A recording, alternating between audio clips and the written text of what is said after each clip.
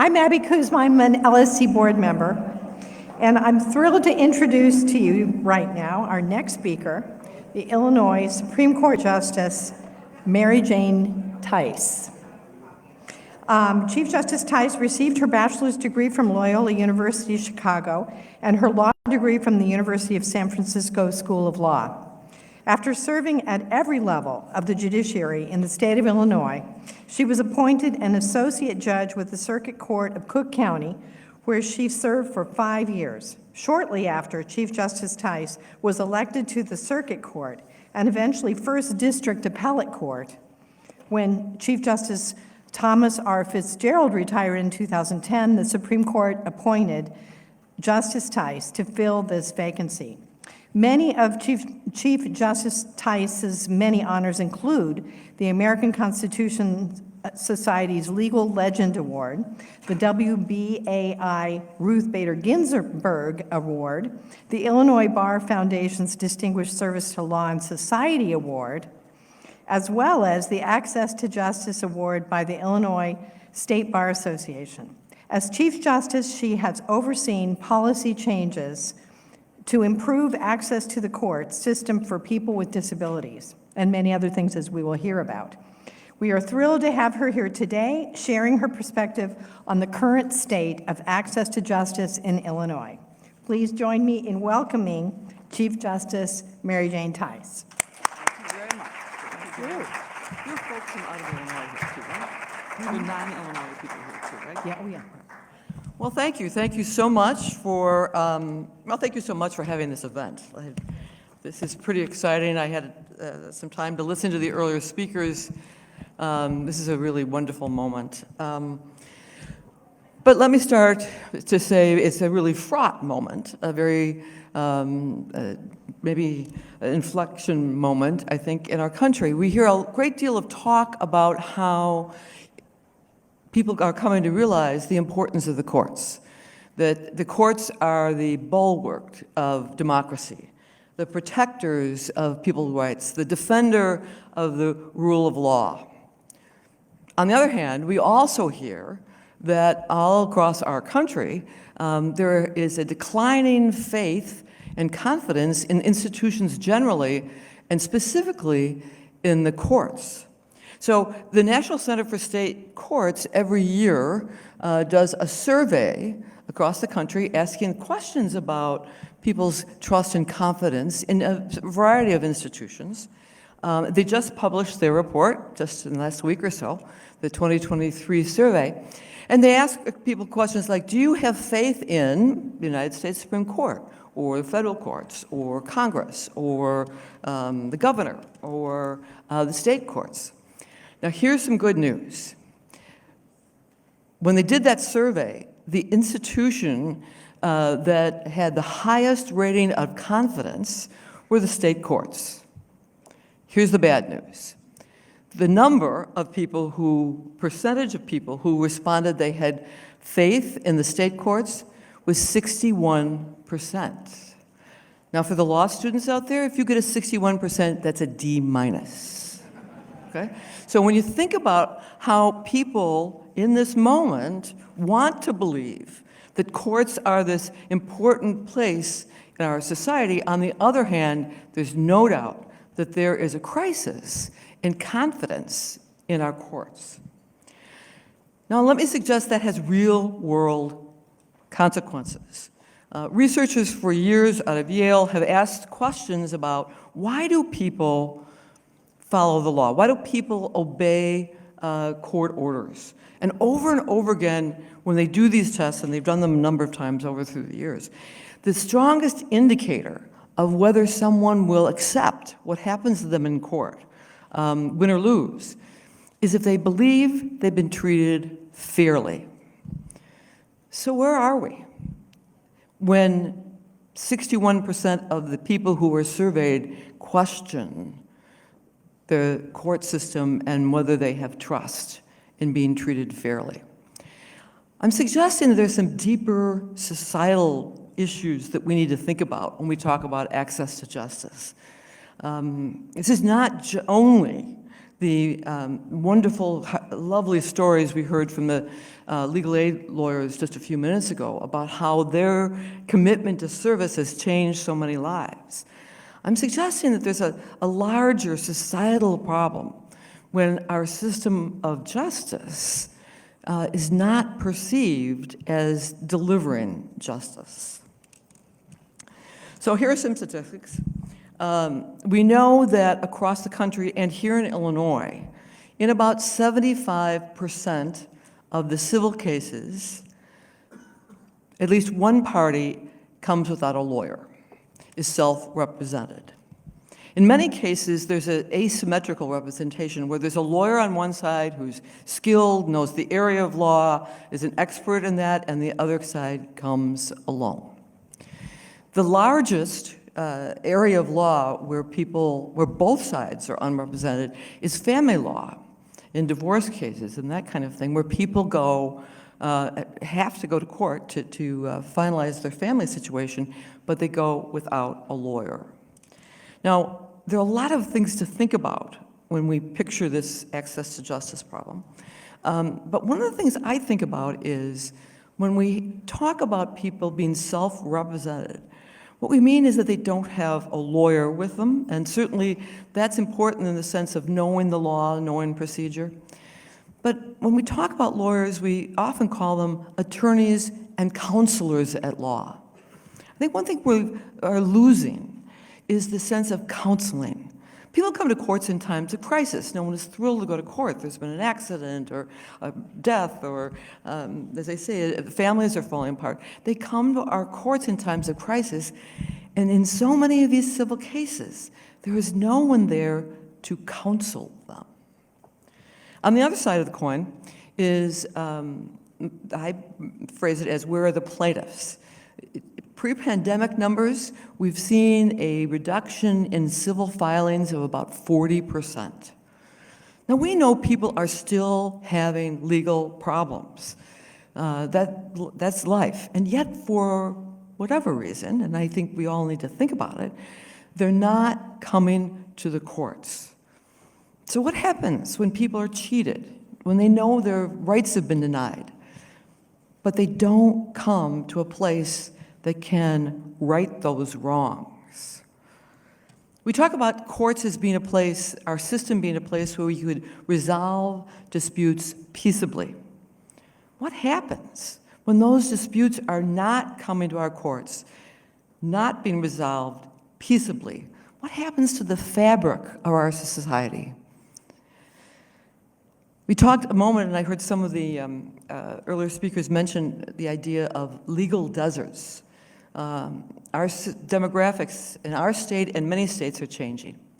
So, for example, a study recently showed that in Cook County, there are more lawyers than the entire nation of Japan.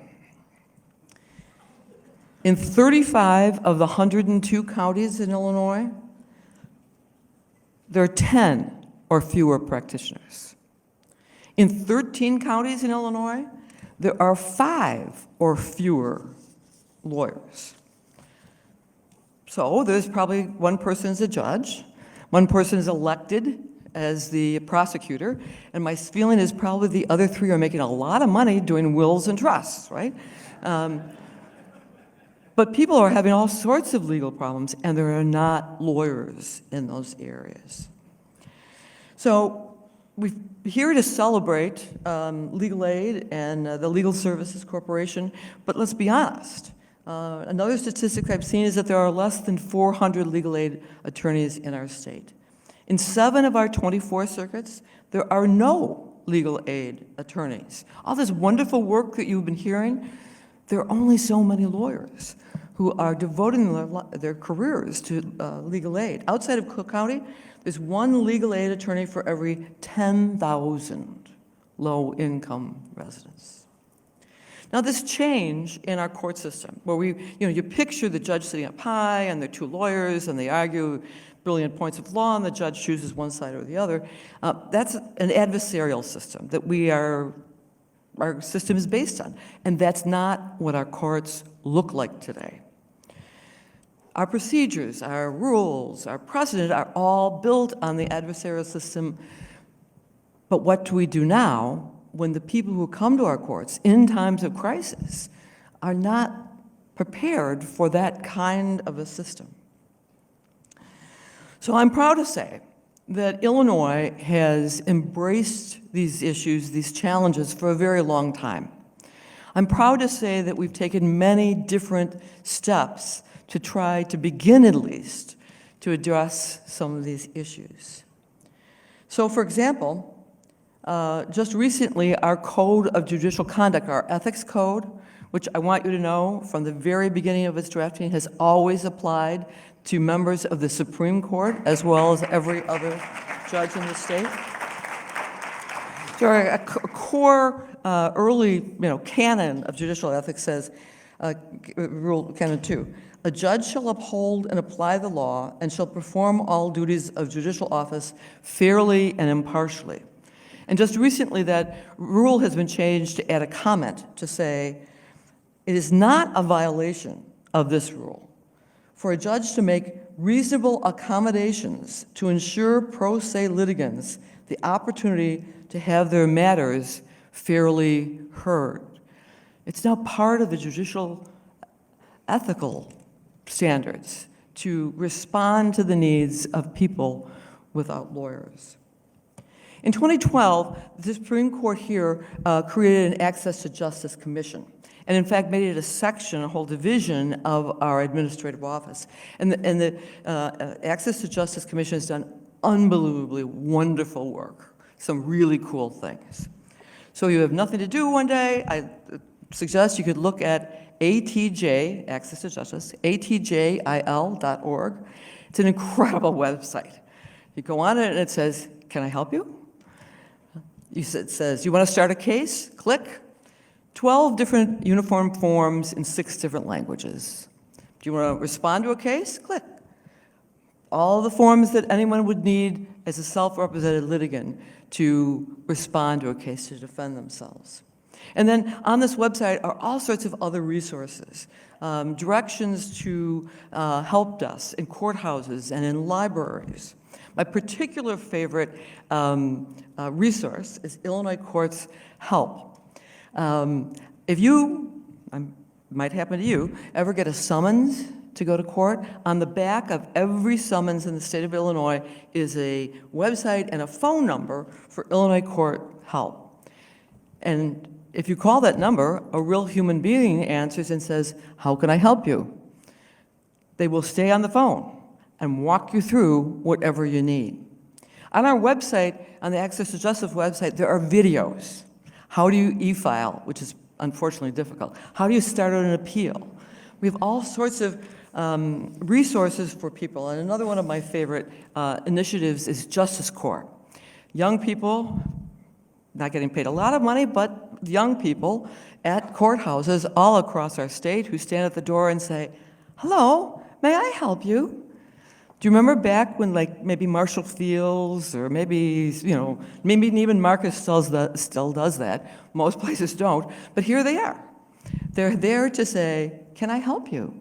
To the people who come to our courts, specifically the ones who are not represented. Another thing that I love about all these people is they tell everybody right out in front, I am not a lawyer. I am not here to give you legal advice. I'm here to help you work through the process. And the people that we've chosen to take on these positions usually come from the retail business or the food industry, people who are used to customer service. Because in today's world, we think about the people who come to our courts as customers, as court users. We're here today, of course, to talk specifically about legal aid, because we can only do so much with assisting and supporting as much as we can, providing resources to self-represented people. But we do in Illinois have a strong commitment to legal aid. So in 1983, Mark, I know you're here, in 1983, the court created the Illinois Lawyers Trust Fund.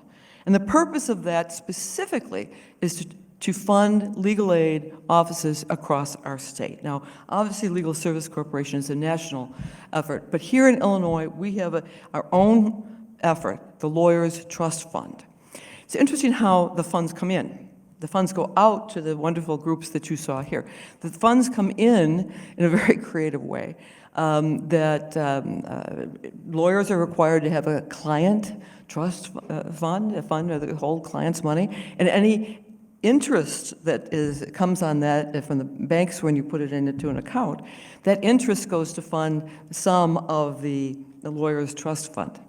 But I think this is also really important.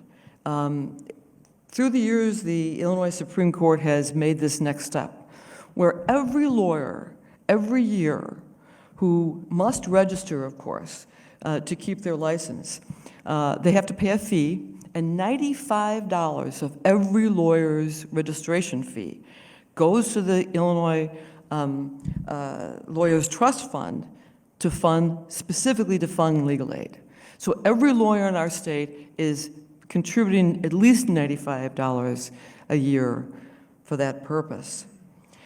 Supreme Court Rule 756F was added in 2006.